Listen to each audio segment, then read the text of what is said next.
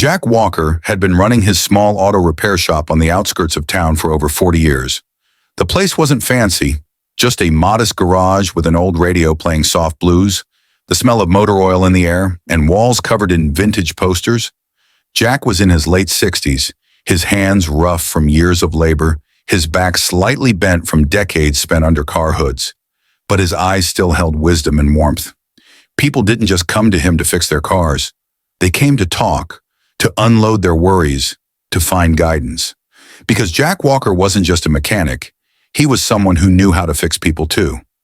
One morning, a beat-up old sedan sputtered into the garage. The engine made a terrible screeching noise, and the car came to a slow stop. A young man in his 20s, wearing a worn-out hoodie and carrying the weight of the world on his shoulders, stepped out. "Hey, my car's making a weird noise. Probably the engine." Jack wiped his hands on a rag and glanced at the car, then at the young man. His gaze lingered, not because of the car, but because of the exhaustion in the kid's eyes. "We'll fix the car, but what about you, kid? You okay?" The young man seemed caught off guard. "Me? Yeah, I'm fine. Just need my car running." Jack raised an eyebrow and popped the hood. "You sure? 'Cause that engine ain't the only thing looking like it's been run into the ground?" The young man hesitated. For a split second, he looked like he wanted to say something, but instead, he just looked away. The young man sat on a stool as Jack started checking the engine. The kid exhaled deeply, running his hands through his hair. I don't know what I'm doing with my life, man. Lost my job last week. My dad says I'm a failure.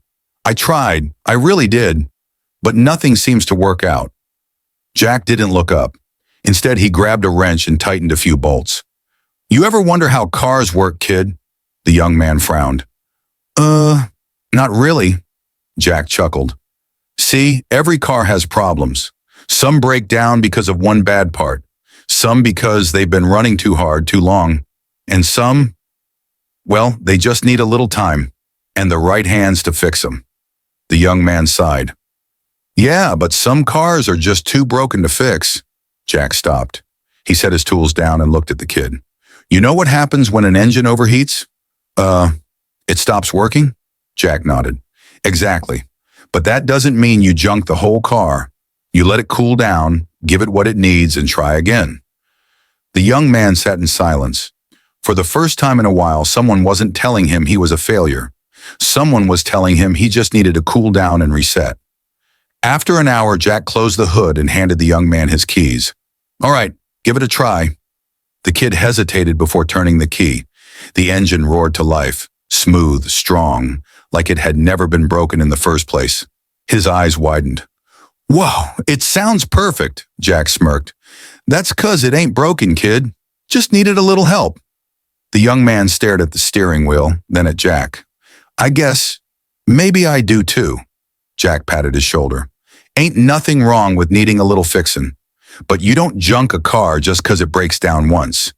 You don't junk yourself either." The young man swallowed hard.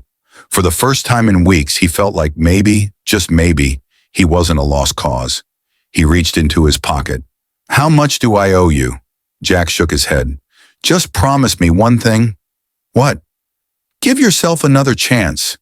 The young man nodded, gripping the wheel with a newfound sense of direction. As he pulled out of the garage, he glanced in the rearview mirror, watching Jack wipe his hands, turn up the radio, and move on to the next broken engine. Because some mechanics fix more than just cars. Jack Walker's garage remained a small, hidden spot in the city, but those who passed through never left the same.